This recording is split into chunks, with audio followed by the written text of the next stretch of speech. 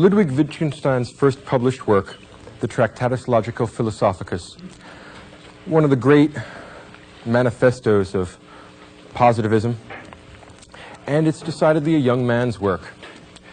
It's elegant, clean, and very decisive in the sort of skepticism that it advocates and the sort of position that it takes with regard to logic and with regard to thought. Wittgenstein's work, his early work, the Tractatus, was 70 pages which elaborated essentially 7 sentences. And these sentences are remarkable for their cogency, for the clarity with which he expresses them, and in particular for the ruthless and very determined skepticism which he extrapolates from this conception of language and logic that's in the Tractatus. The Tractatus amounts to a theory of the declarative sentence, a theory of what can be put in a proposition and what cannot. And what Wittgenstein says is this, that essentially anything that can be said can either be said clearly or not at all. So he's a real yes or no kind of a man, a very logically clear, decisive individual who has a professional competence in mathematics, who comes from a background in engineering, and who has both an extremely practical orientation towards his subject matter, but also he has the desire for mathematical rigor and mathematical formality, which lends to it a character which is not unlike anything else in the Western philosophical tradition. Now, what he says is essentially this in his early work, the Tractatus. The first sentence is, "The world is all that is the case," which is perhaps one of the most mysterious lines in philosophy. It sounds very clear, but I'm not entirely sure what that means. It certainly means that the states of affairs that we find around us, the simple facts, are what the world is for us. It's a way of saying that there will be no metaphysics in this book, that it will be a strictly one world interpretation of what can be thought and what can be said. After that first sentence, there's another series of sentences and then elaborations on each of these sentences. Now, if you look at the Tractatus, you'll find that he chooses a particular form. He numbers his sentences, like a scientific fellow that he is. And the first sentence is followed by sentence number 2, but sentence number 2 is followed by sentence number 2.1, 2.01, 2.02. In other words, he works out all the logical entailments, all the logical implications of the views that he holds, and then moves on. So he intends to be logically exhaustive. He intends to tell you what can and cannot be put into language. And since he views the limits of our language as the limits of our, at least social thought, what he is trying to do is tell us what we can and cannot sensibly talk about. The last sentence in the Tractatus is quite remarkable.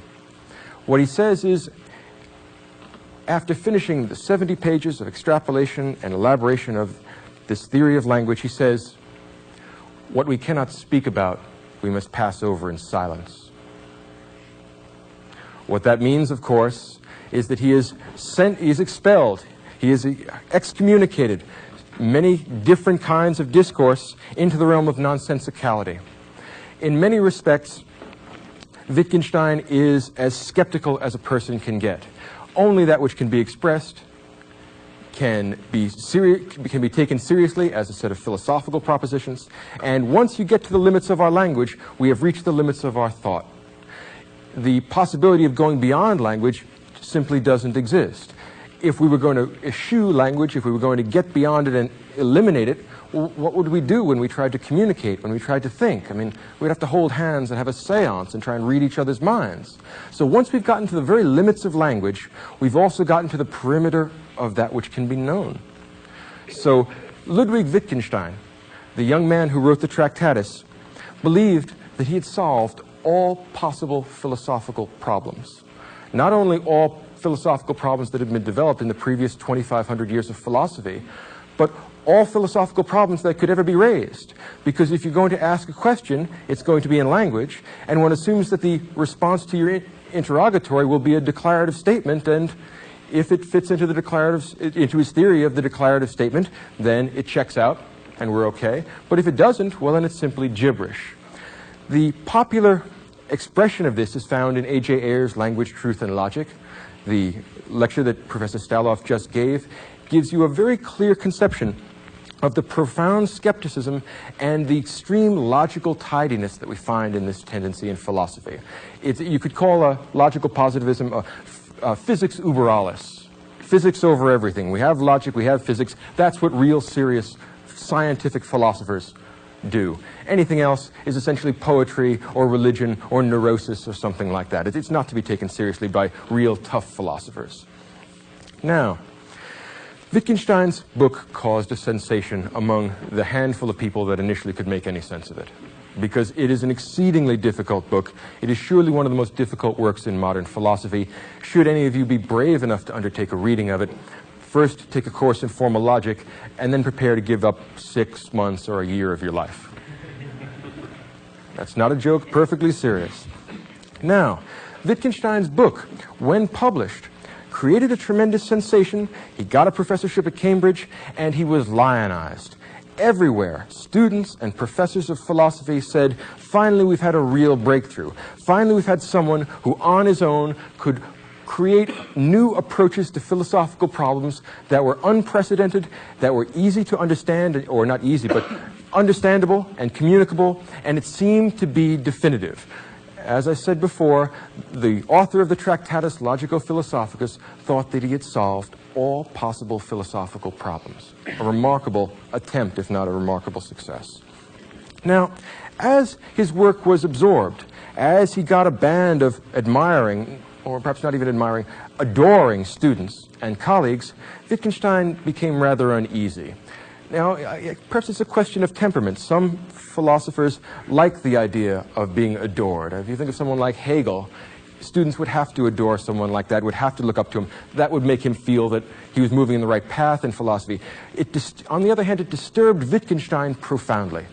Wittgenstein said, well, are you sure that I'm completely right? Are you certain that everything I've said here is absolutely true? Is there really no way out of this logical corner I've painted myself into? As a matter of fact, is it possible that this book, so rigorous and analytic and formal, is wrong?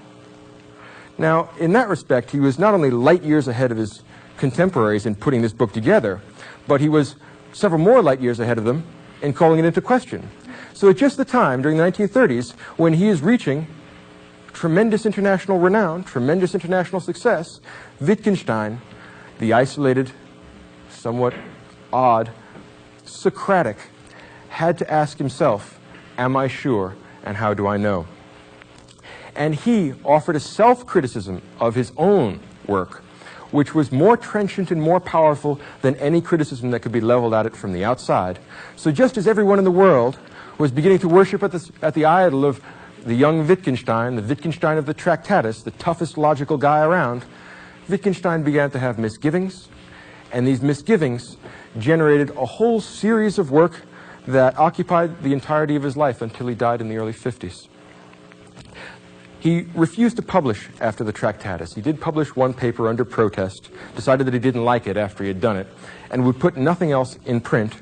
He circulated a few manuscripts among his students and among his friends, among his colleagues, but he didn't like to put anything in print because it seems so final, and it seems that philosophy is more a process than a series of absolute certainties, and he was moving away from the logical hubris that was characteristic of the Tractatus. His most important work, the latest of his works, is called The Logical Investigations, and that too is one of the most profound and interesting works of philosophy in the 20th century. It's not so forbidding or so obviously difficult as the Tractatus, because it lacks a lot of the logical formulae and things like that. But in fact, it's one of the most difficult and rigorous pieces of work ever produced. And it's a sort of exercise in philosophical humility, which is not terribly common among philosophers, if you've been listening to the other lectures that we've had so far. And it shows us, not instead of the logical necessity of language, it talks about the practical contingency of language. He appreciates the ambiguity and the difficulties that attach to our everyday practical use of language, rather than a sort of abstract, completely logical, architectonic formalization of all possible linguistic constructs. Now, the Investigations is a series of paragraphs, not quite so tidy as the series of sentences that we see in the Tractatus, but Wittgenstein says the book is incomplete. I would have written you in the introduction. He says, I would have written a good book if I could, but I was just outside my capacity, so this will have to do. He says at best it's an album, a series of therapies to uncloud our understanding of the world, which is clouded up by the way we use language. Wittgenstein once said that philosophy is a battle against the bewitchment of our intelligence through language. Oddly enough, and it may seem rather strange in a rather logical and physicalistic sort of philosopher like Wittgenstein, there are many exceedingly poetic passages in Wittgenstein. It's an odd place to find poetry, but in fact, the clarity and the rigor of Wittgenstein's writing, both in the early period when he was writing the Tractatus and in the later period when he put together the Investigations, is quite astonishing. And simply as a read for the poetry of it, getting odd insights into language and thought, that itself justifies it. So if you're going to read Wittgenstein at a later date, have a look at the Investigations. It's a most interesting piece of work, and you'll probably find it more rewarding than the Tractatus. Now, in the Tractatus, Wittgenstein had an idea, or made essentially the argument, or had the basic conception, that language was a picture of the world, and that each individual atomic proposition told us something about the world, or it told us about some logical fact. So there were two kinds of meaningful propositions in the Tractatus, and only two.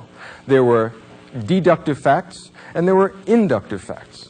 Deductive facts are either true or false, and he worked out the implications of that. It turns out that all true deductive statements, all analytic facts, are in fact tautologies. In other words, they only tell you that X is X. Now, it may be a very abstract set of equations on both sides, but really what it all reduces to is everything is itself. Every mathematical equation says that this is this, and nothing more. It tells us nothing about the world. It just tells us about the logical entailments in our definitions. Very clean, very precise. He has a razor blade of a mind, and he cuts right through all the nonsense, all the complexities to get to one basic core. In the Tractatus, he also says that another kind of proposition expresses the contingent states of affairs in the world. The chair is there, the audience is here, I'm walking up and down. All these propositions tell us individual facts about the world, and these are not tautologies, these are not contradictions, they are simple contingencies. And the way you find out about them is by looking at the world.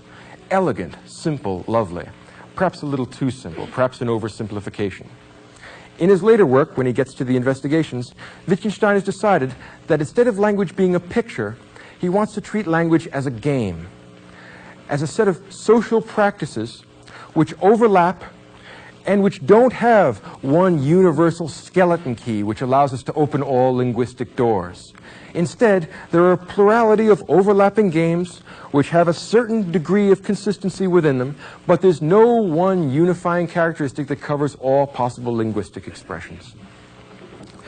The idea of a great philosopher, a philosopher who had achieved enormous international notoriety, retracting his first and most widely known work, is unprecedented in the history of philosophy. And one of the great achievements in human self-criticism, the capacity to be critical towards oneself as well as others, the rigorous intellectual honesty is what comes out of the Investigations, and it is enormously impressive in that respect.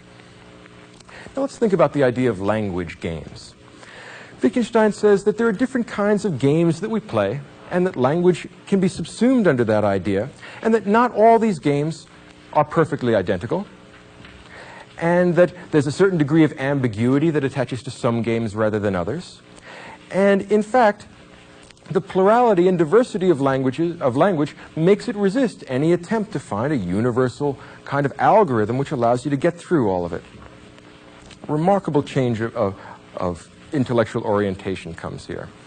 Now, the question is, if we're to take this idea of language games seriously, we have to figure out what we would mean by a language game, how these games will work, and what it is that's different in this second conception, this conception of the language game, that makes it different from the conception that he had earlier. Two of Wittgenstein's favorite questions come into play here. One of his favorite questions is, how is a word learned? That is to say, if you want to know about the meaning of a word, X, then ask yourself, how do you find out about X? How would you teach X to a 6-year-old? because as a matter of practical, empirical fact, all the 6-year-olds, all the children in our culture are going to have to be taught the words of English, and they get taught them one by one. Ask yourself how you would teach a word. That will tell you a great deal about what the word means and what the word signifies. In addition to that, he wants to know a second question that Wittgenstein is particularly interested in is, how is a word used? One of the slogans that was derived from this a little later in Wittgenstein's development was, don't ask for the meaning, ask for the use. If you want to know what X means, ask yourself what people do with it. Go look at people using the word X and find out what it's good for. And when you know how they use it, well, you know what it means.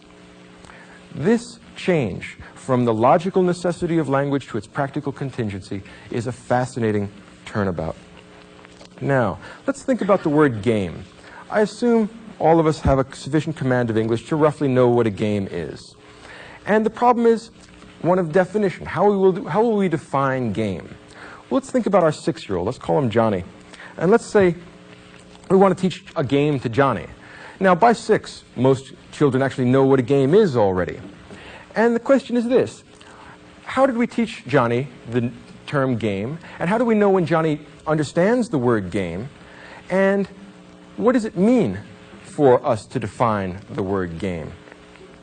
Well, we'd have to drop back a little bit and see what Wittgenstein is fighting against in the Western philosophical tradition. In other words, what's the definition of definition in the Western philosophical tradition? A kind of meta question, kind of bootstraps us up into a new level. And the best example, the best contrast you can find is in the works of Plato. Socrates is constantly asking people, what is justice? What is goodness? What is virtue? What is beauty? And what he's asking for is a definition, because in each of the Socratic dialogues, there's an attempt to define some important abstract concept. And in fact, in the process of defining it, Socrates has very clear criteria for what counts as a definition. Those of you who are familiar with the Republic know that Socrates wants to define justice. Those of you who are familiar with the Phaedrus know that Socrates wants to define love. Those of you who are familiar with the Meno know that Socrates wants to define virtue. When Socrates in the Meno asks Meno, what is virtue? Meno gives him a bunch of examples. There's the virtue of generals, the virtue of soldiers, the virtue of men, the virtue of women. And Socrates says, no, stop. I don't want examples of virtue.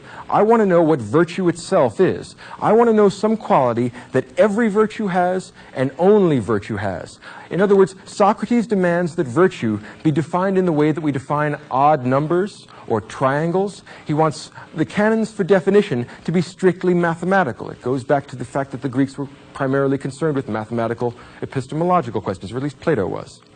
And Socrates wins many arguments by showing that nobody understands what virtue or justice or beauty is, because no one can tell him what the form of it is. No one can tell him what every instantiation of beauty has and only instantiations of beauty has. No one can tell him what every example of virtue has and only examples of virtue have. It's not an accident that Socrates, whenever he gives an example of what he wants a definition to be, always chooses some mathematical entity. Mathematical things lend themselves to that kind of definition. The difficulty that Wittgenstein has stumbled on, and it's a fascinating problem, is that many things are not and cannot be defined that way.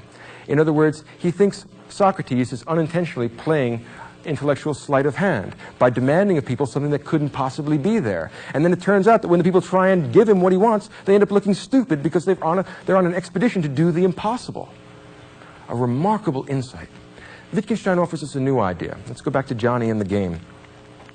Johnny understands the game. And what's remarkable is that none of us sat down and said, Johnny, every game has the following quality, and only games have the following qualities. Johnny, this is the form of the game. As a matter of fact, if called upon to tell someone what the form of the game is, in other words, if called upon to say some quality that every game has and only games have, I think you would run into all kinds of problems. Ask yourself what the Olympics have in common with tic-tac-toe. Ask yourself what poker has in common with chess. Ask yourself what tag has in common with peekaboo. Ask yourself if any of these things have one universal characteristic that allows us to say that all these things are games. If they don't have one universal characteristic, how is it that we can use the word in a sensible way? What does it mean to describe all these things as games? Wittgenstein has opened up a can of skeptical worms here, and he's going to close it too. Quite remarkable. Let's go back to Johnny and our game. We teach Johnny peekaboo. We teach Johnny maybe a card game. We teach Johnny how to play checkers. We teach Johnny a number of games. How do we know when Johnny understands the term game? What we do is we look for some behavior, some use on the part of Johnny that shows that he knows where it fits in our language. So, for example, if he starts writing his homework and he says, this thing that I'm writing my homework with, that's a game, we say, no, Johnny, you don't understand. That's not a game, that's a pencil. A game is a thing like tag or checkers or cards or something like that, Johnny. But notice we don't say, Johnny, the following is the form of the game. We give Johnny examples. So what Wittgenstein is saying here is that as a matter of practical fact, all of us, not just Johnny, but all of us, learn the use of words like game, everyday simple things like that, by being given examples. This is called ostensive definition. In other words, in contrast to the Socratic essential definition, by specifying one quality that every X has and only X has, Wittgenstein wants to offer us a new paradigm that will cover some kinds of definition. In fact, it will cover most kinds of definition. This will be definition by giving examples of something. So if you want to teach someone that doesn't understand English, someone that speaks a foreign language, what a chair is, you point out examples of chairs. You say, sir, that's a chair, and sir, that's a chair, and that's a chair, and that's a chair, and that's a chair. And then at some point in time, you get tired of saying, that's a chair, that's a chair, that's a chair, then you stop.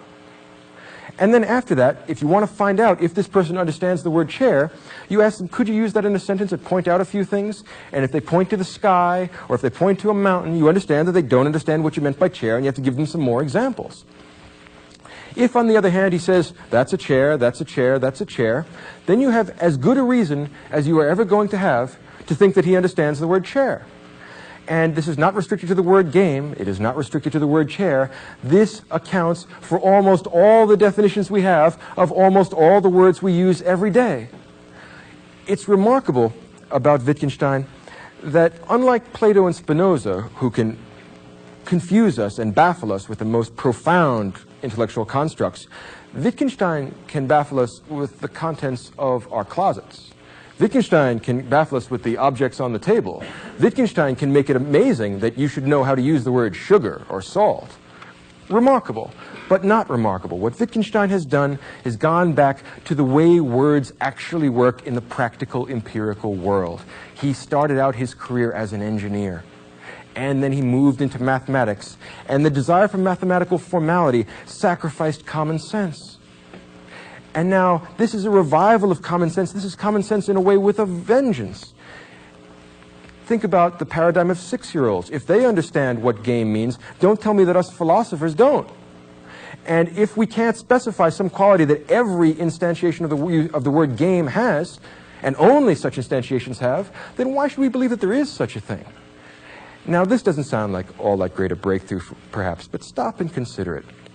Imagine someone that has spent, a scholar, spent his entire life trying to figure out what it is that makes beautiful things beautiful. And he looked at Beethoven's Ninth Symphony, he looked at Rembrandt's portraits, he looked at the Sistine Chapel, he looked at a number of things, and racked his brain for a whole career, 20, 30, 40 years, trying to figure out some quality that all these things have in common. And the difficulty may be in the kind of question that we're asking. They may not have anything intrinsically in common that unites all of them. There may be a series of overlapping commonalities that allow us to refer to all these things in a rough and approximate way. It doesn't give us ultimate Platonic precision. It won't turn us into logic machines. But the demand for final logical precision may be the problem here rather than the fuzziness of our language. It may be that we're making impossible and unreasonable demands when we ask for the form of the chair, for the essential quality of every chair and only chairs. Perhaps what we need is a series of examples that work in a rough, practical way in the language games that we live with. In other words, the fact that I can't specify for you some quality that every game has and only games have doesn't mean that you don't know what I'm talking about when I use the word game, and doesn't mean I can't teach it to Johnny. And what more do you want to do with it? Aren't we asking the impossible? Fascinating idea. Now, there's a problem here, and Plato would be the first one to come back. I mean, let's be fair to him. He'd say, look, How do we know when we really understand something? Maybe John will go out and misuse the word later on, and there's an intrinsic ambiguity to defining things by example. That is to say, there's always going to be an uncertainty when you get to the peripheral examples of a game or a chair or anything else as to whether this falls under the rubric chair or game. Is a doll's house chair a chair? Well, maybe. Is a throne a chair? Well, I guess. If you sit on a boulder, is that a chair? Well, kind of. I mean, it becomes kind of difficult at the edges. And here's where Plato back and say, look, logic or nothing. Tell me with perfect certainty or I don't want to hear about it. Wittgenstein's answer is elegant and quite poetic. He says, when you demand absolute logical precision, a rigid, clear distinction between the things that fall under a term and things that do not, aren't you demanding the impossible? He says something to this effect. Is a fuzzy photograph a photograph? Well, yeah. Is it adequate for certain purposes? Well, it depends on what purposes you want to do, you want it for. In other words, is a fuzzy definition a definition? Well, Plato would say no. Why? Because he wants absolute certainty. That's what the Greek tradition is all about. Wittgenstein says the problem is not with our language, the problem is not with our thinking, the problem is with the demand for absolute certainty about the nature of chairness. There is no such thing. There's just this chair and the other chair, and there's an intrinsic ambiguity built into our definitions along those lines that's exactly like the ambiguity that we find in a fuzzy photograph. Think of a satellite's photograph of the United States. You might object that it's not clear that your backyard is there. Wittgenstein would say, well, if we need more resolution, we can add that resolution as it's necessary in the language games we are engaged in. But insofar as we just want a satellite's photo of the United States, this does just fine. If you want your backyard, I suppose we could clarify it somewhat. And insofar as our language games demand that we bring it down to the level of the backyard, that we increase the specificity, we can always add that as we need it. But we don't need a priori an ultimate essential definition of all the words in our language prior to being able to talk. Talk comes first. Action comes first. These logical systemizations of it come second, and insofar as they create a nonsensical ambiguity in our understanding of ourselves and our world, the fault lies not with the world, the fault lies not with our language, the fault lies with an unreasonable demand for unreasonable degrees of certainty. What a remarkable idea. It's absolutely brilliant. And if you can imagine now our poor scholar looking at the Sistine, listening to Beethoven's Ninth, appreciating Rembrandt, and then saying, I've been asking the wrong question. All I have is overlapping elements of beauty that attach to different things in different ways, and they may have a rough similarity, but that's all we're going to get. So instead of a Platonic form of beauty, what we're going to get is the beauty characteristic of portraits, perhaps we could define that with some precision. The beauty characteristic of pieces of music, perhaps. Perhaps for some purposes we would want to connect one to the other. Perhaps we would want to distinguish them. But the problem lies not with the world. The problem lies with our over-demanding of logical rigor. Now, what this means is that we're going to have to find some principle that holds our world together, because there's a danger here. Suppose we were to say that some term X in some language referred to ladies' shoes, all the numbers over 200, and lobsters. Well, the problem is that there's no connection between these things. In other words, we don't want to be so completely disparate that we get a totally arbitrary set of utterances referring to the world. And Wittgenstein comes up with another beautiful, poetic paradigm for this, and this is called family resemblance. Imagine the Smith family, hypothetical group of people. They all look roughly alike. Some are taller, some are shorter, some weigh more, some weigh less. Some have long hair, some have short hair, but they all look roughly like the Smith family. Why do we call them Smiths? Because we see a family resemblance between this and this and this. And Wittgenstein says, let's extrapolate from that idea. Let's take the idea that all the chairs have a rough family resemblance. They're things built by people so that you can sit on them. And then, naturally, there'll be some ambiguous cases on the fringe. Is a doll's house chair a chair? Is a throne a chair? Is the front seat of your car a chair? Well, it depends on what you want to do with it. But the point is, the reason why we might be tempted to call these various things chairs is because they share a certain family resemblance that allows us to clump these common nouns together, or the things that are referred to by these common nouns together. And this family resemblance idea is what we are looking for when we try and define a term. So when we choose examples of chairs to teach Johnny with, we don't choose the odd cases that are unclear. We choose things that are very clearly chairs. That's a chair, and that's a chair, and that's a chair. When Johnny comes back and wants to know if some questionable case, the doll's house chair, is a chair, we say, well, it depends on what you want to do with it, Johnny. If you want to build doll houses, maybe we'll call it a chair. If you want to talk only about things that people can really sit on, well, then it's not a chair. It depends on what language game you're playing. Now let's think about game, the definition of game. It seems like what holds our word game together is the fact that games have a rough family resemblance. Poker is kind of like bridge in that you play them with cards. Chess is sort of like checkers in the sense that you play it on a 64-square board. And chess is sort of like poker in the sense that both are governed by rules. But there'll still be fuzzy questions and fuzzy instances of what counts as a game. Consider, for example, peekaboo. If we wanted to say that games were human behaviors that are governed by rules, you'd have the difficulty of peekaboo. No one explains to an infant, these are the ground rules of peekaboo, kid, before you play it. You just play peekaboo, and it really doesn't have any rules. Or, I don't know, I mean, how can you be offsides in peekaboo? Think about it. Right? I mean, it's peekaboo. Is peekaboo a game? Well, if you want to include it for certain purposes, I say under the rubric, things children do, okay, it's a game. I mean, it would be very peculiar to do among adults.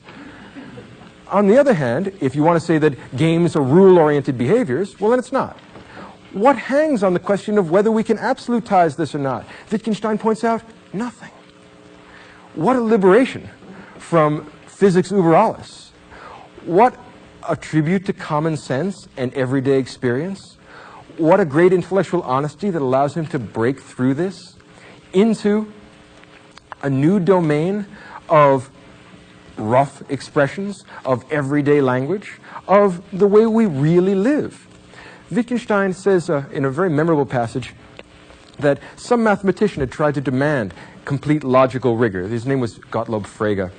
And he said that a term that isn't defined perfectly is like an area in geometry that has an imperfect definition. If it's not bounded completely, it's not an area, which means it's not a definition. But Wittgenstein says, no, that's not really true. He asks, is it nonsensical to say, stand roughly there? Do I have to specify with Cartesian coordinates exactly where I want you to stand? No, stand roughly there. I mean, anybody that understands English is going to understand this. He says, there's no mystery here. If you're mystified, you are mystifying yourself. And philosophy is a battle against the bewitchment of our intelligence by language. What a remarkable intellect. What a remarkable thinker. Now, there's a number of difficulties here. Difficulty number one, or actually there are a plethora of difficulties, that's not fair, but the difficulty that immediately suggests itself. How do we know when someone understands a term? Well, we know when they can use the term the way we use the term. And if they start using the term in a funny way, that is, say, if Johnny starts pointing at his pencil and saying, this is a game, we say, no, Johnny, for the 100th time, that's a pencil, that's not a game. And if Johnny has any brains at all, you figure eventually Johnny's going to come up with the idea that, look, games are things like chess and checkers. Johnny, learn the language, you can do it. Well, here's the idea. Our standard for knowing whether Johnny understands the word game is his behavior. And what this does, it comes very, very close to abolishing the mind or the psyche or the internal element in understanding. In other words, this theory of whether you understand the term game or not refers not at all to your mental experiences, to your subjective understanding of it. It refers to the way you behave. And if you don't show me by some kind of behavior whether you understand the word game or not, I, strictly speaking, can't tell whether you can do that. So in other words, it comes perilously close to turning into a kind of philosophical behaviorism. What Wittgenstein does is drive the world of the psyche, of the ego, of the subject, back, not to the point where he abolishes it, as many of the more radical logical positivists do. Otto Neurath does that. A.J. Ayer, I believe, does it as well. But what he does is drive the ego or the psyche or the subject back to not non-existence, but to the point where it's to the level, a dimensionless point that takes up no space and that contains nothing within it. It is a black box entirely impenetrable to all other people. He does not deny that people have a self or an ego, but in fact, he says that that's inaccessible to us. Imagine the uncommon loneliness of such a man. It means that you can't know other minds or other people. It comes very, very close to that. So this behaviorism is expressed quite ably and again quite poetically and in a way that's not at all easy to refute. And the examples, Wittgenstein again can baffle us with the things on our kitchen table. He can baffle you with anything, with any everyday common object or common activity. And in particular, he makes a number of observations or thought experiments. For example, he says, suppose we taught a child, or suppose we met someone who had been taught how to do addition problems. Many of us can do that. It's simple arithmetic. And suppose we wanted to know if a given person, say a person in one of these rows, knows how to do addition. I might give him some addition problems and ask him to do them and then look and see if in fact he gets the right answer. And if he gets the right answer for any length of time, I say, okay, yeah, this person knows how to do addition. Independent of testing them in that way, of seeing them perform some kind of action, of engaging in some kind of behavior, which gives me grounds to say that, could I ever possibly have grounds for thinking that a person understands addition? Imagine the following case, and this is a kind of queer brilliance that you get in Wittgenstein. He says, imagine the case of someone that claimed to understand addition, but never, ever had done an addition problem on paper and had never given anyone any evidence of understanding addition. Just says, I've done a great many sums, but I've done them all in my head.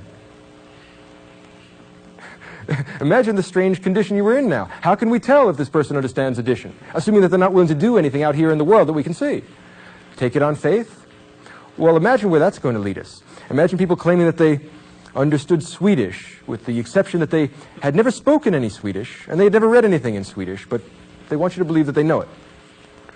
Do you see the problem? That is to say, what possible criterion could we have for ascribing to a person an understanding of an idea or a concept or a process unless it was somewhere in their behavior? The only other alternative is to read their mind, to hold hands, have a seance, to see if we can directly get access to it. And since that's impossible, back to behaviorism, back to the standard of external activity as the touchstone for whether Johnny understands this. And as a matter of practical fact, this should come as no surprise that every first grade teacher, when they want to find out if the kids in the class understand addition, they give them a test. Not because they like making the kids nervous, but because the only way to find out whether they understand addition or not is to have them do some addition problems. You can't take it on faith. A remarkable breakthrough. The difficulty with it is that it tends to lock us within our own psyche, and that it tends to make it very hard to give behavior which would give us satisfactory reason to believe in certain kinds of experience. Wittgenstein says in the Investigations, what is the aim of your philosophy? To allow the fly to get out of the fly bottle. In other words, we're taken in by the language that we've been brought up on, and we tend to get confused because language itself is full of odd quirks and odd facts which only can be determined and only can be unraveled in the way words get used. So back to the theme. Don't ask for the meaning, ask for the use. If you're still unclear as to what you're doing, then ask, how is this word learned? So for Wittgenstein, philosophy in the Investigations turns out to be a kind of therapy. We have conceptual Charlie horses, or we have conceptual diseases, and he's going to be a trainer or an intellectual doctor who's going to help us improve our thinking, and he's going to offer us therapy for the misapprehensions and the confusions introduced into our thinking by our use of language. Now, the problem with the Investigations is that it's incomplete. One of the difficulties is, and here's the real point, is that there's an infinite number of overlapping language games, and not only is it incomplete, but philosophy itself is incomplete. The incompleteness of this book gestures at the fact that there is no ultimate finale to the philosophical enterprise, which is a total reversal of what he thought he had done in the early part of his career. He thought he had solved all philosophical problems. There's nothing left to talk about. Everything else is just mopping up the confusions that have to be left over from 2,500 years of Platonism. Now, we know not only is philosophy not ending, but it's never ending. It's never ending because human puzzlement never ends, in fact, there is no one universal skeleton key. There's no one universal thread which leads us out of the labyrinth of language. All we can do is learn the local rules used in various communities and in various forms of life with regard to certain linguistic activities. And once Johnny learns how to use the word chair and refers to things like that with it, well then, Johnny understands what a chair is. And that is true not just for chairs, but it's true for all of language. And what he's done is undeceive us and make unambiguous things which we thought were problems, but in fact are not problems. The problem lies not with the world, the problem lies not with language, the problem lies with the unreasonable set of demands and expectations that we bring to it. The therapy that he is performing in the large-scale sense is to rid us of the Platonic demand for ultimate certainty and go to an essentially pragmatic standard which says, if it works, it works. If it isn't broke, don't fix it. If Johnny can use the word chair, then Johnny understands chair, whether he can tell you what the form of the chair is or not. As a matter of fact, it may be a waste of time because in all probability there is no form of the chair. There is no one quality which every chair has and only chairs have. All we have is the overlapping language games. Some of them are more precise than others. If some are found too ambiguous for our purposes, we can increase the precision with which we use language at any time, and we can increase it to the point where we find it useful again. And then there's no point in taking our precision any further except for points of pedantry, because if it isn't fixed, if it isn't broke, don't fix it. He rescues us from centuries of unnecessary worry. He helps us avoid a lifetime of the frustrating pursuit of something that's not there. He says, or in a way, it's a way of going back to the first line of the Tractatus, the world is all that is the case. And what we cannot speak about, we must pass over in silence. In the Tractatus, being a logical, scientific kind of a guy, he said that there were no way that we could express propositions in ethics or in theology or in aesthetics.